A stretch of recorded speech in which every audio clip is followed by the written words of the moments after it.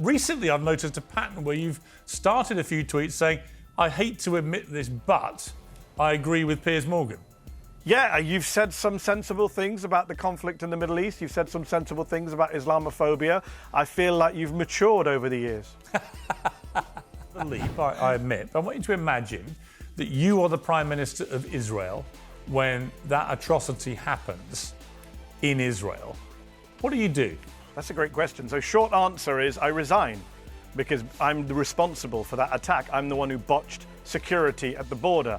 I'm the one who propped up Hamas with money from Qatar over the years and allowed them to be propped up as a way to divide the Palestinian people. I'm the one who's had millions of my own people on the streets for months protesting against my authoritarian reforms to the judiciary. So I have some shame, I have some self-respect, I have some honesty, and I say, I quit. Let someone else do this because I've failed for 20 years. How else do you get rid of Hamas if you don't go about it in the blunt, brutal manner that Israel is doing? And if you do it the way they're doing it, how do you avoid the kind of casualty rate of people under 18, given that that's half the population? So, three things very briefly. Number one, you do it by not deliberately targeting civilian targets and schools and hospitals and cemeteries and mosques and universities and churches. You don't have snipers shooting at hospitals or Christian women inside a church. That's how you avoid the casualties. Number two, I don't accept the premise of your question that this is the way to defeat Hamas. I think even if I'm an Israeli hawk, I criticize Netanyahu and say, this is not the way to defeat Hamas. This is actually absurd to think you can defeat Hamas in this way. We have countless episodes from history that show us this is not how you defeat a guerrilla movement, a resistance movement, a terror group, as you say, whatever words you want to use.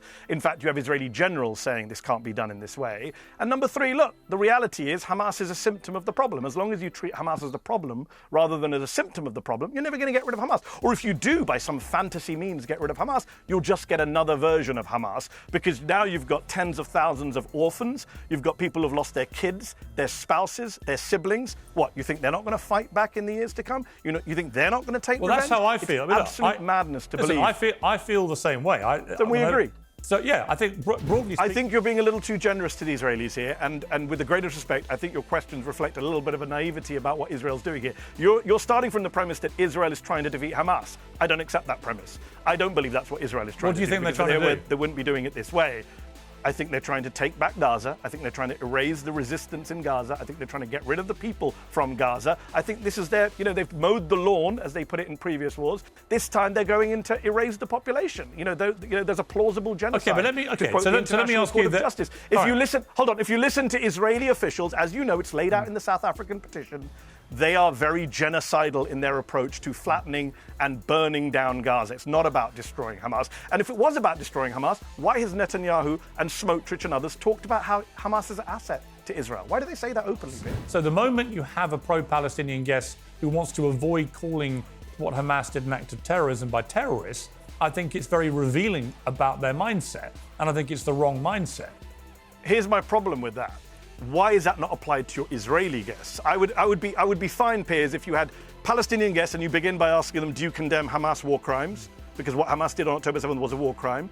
But then you should start with Israeli guests and pro-Israeli guests saying, do you condemn Israeli war crimes, which have been documented by the UN, every human rights group on the planet? You don't. You had Naftali Bennett, the former Israeli Prime Minister, on a couple of weeks ago. I watched the interview. Your opening question was, how comfortable are you with the way Israel's prosecuting the war? Right. Bit of a softball to start with. You didn't ask him to condemn Israeli terrorism, Israeli war crimes, Israeli genocide in Gaza. So a lot of people look at that and they say, they get your intention, but it comes across as a bit of a racist double standard.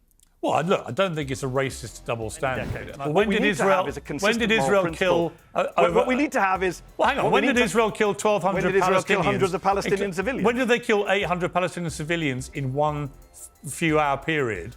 Right, in the way that Hamas killed those Israelis. But that's not the definition of terrorism, how many hours you do it in. I can mention many Israeli massacres going back to Sabra and Shatila, which they oversaw, going back to Kibbutz and Ariel Sharon, going back to Deir Yassin, where rape and violence happened. The point is not to compare atrocities. The point, Piers, is to have a consistent moral principle, which is to say, if you kill civilians for a political cause, you are a terrorist. On that basis, Hamas have committed acts of terror and Israel have committed acts of terror. I think that's only fair to say that. Yeah, listen, you're perfectly entitled to say it. Of course you are. I also thought the withdrawal from Afghanistan was absolutely disgraceful. And what that did to... Well, we disagree on that. I think it was one of the best things he did. But the way that it was carried out means that basically millions of Afghan women got thrown back to the Taliban wolves. How can that be good for them? There's zero evidence that our presence there would have helped Afghan women in the long term. In fact, Afghan women continued to be killed, maimed, and had their lives destroyed while America was on the ground in Afghanistan. The question you have to ask, Piers, is how long were we going to stay there? Another 100 years, 200 years? Sometimes you have to stay somewhere a long time to prevent the people who you displaced coming The back. longest war in American history. Because I'm not a conservative. On the pendulum, historically, I've been slightly left of centre. I was editor of the Daily Mirror here for 10 years in the UK, as you know, having come from these fine shores. It's a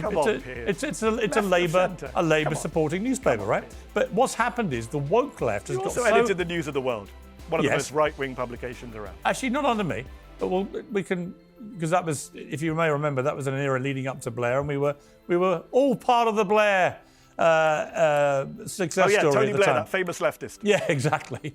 But I will tell you this, if you want to have a debate about transgender rights, that's fine. You should have a transgender guest on to discuss it. It's not my expertise, but let me just be very clear. That's not what you asked. You started the question saying you and Bill Maher are not, you're all lefties who became conservative. You're not, let's be honest. Bill Maher is an old white guy who has a history of bigotry.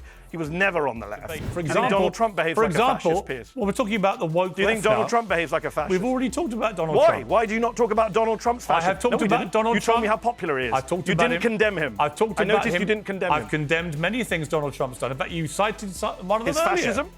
You cited one of them earlier. His fascism. Have I you don't think condemned his Trump is a fascism? fascist. No. Wow, but the left, transgender activists are fascists. Trump but actually- Trump, who says I'm going to be dictator for I'm a day, talking about why is the not a woke fascist. left, when the woke left wants to suppress free speech, they behave like fascists. When they want everyone to conform to their narrow worldview, and when they want to shout down and silence and suppress debate about, for example, trans athletes competing in women's sport. Who's and been wrecking banning it, books in America, Piers? The woke that is left a or the form of Republican fascism. Party? I think that's a form of fascism. Who's been banning books in America, Piers? The woke left or the Republican Party? Actually, historically, both. No, right now, who is banning books across America according to every I think human a lot rights of the group and books. civil I think a lot of Is the it the books Republican Party or the woke left? Well, this comes down to another issue, which is whether you think that children You can't at school... answer a simple question. Hang on, I'm about to answer. Which group of people are I'm banning answering books? your question.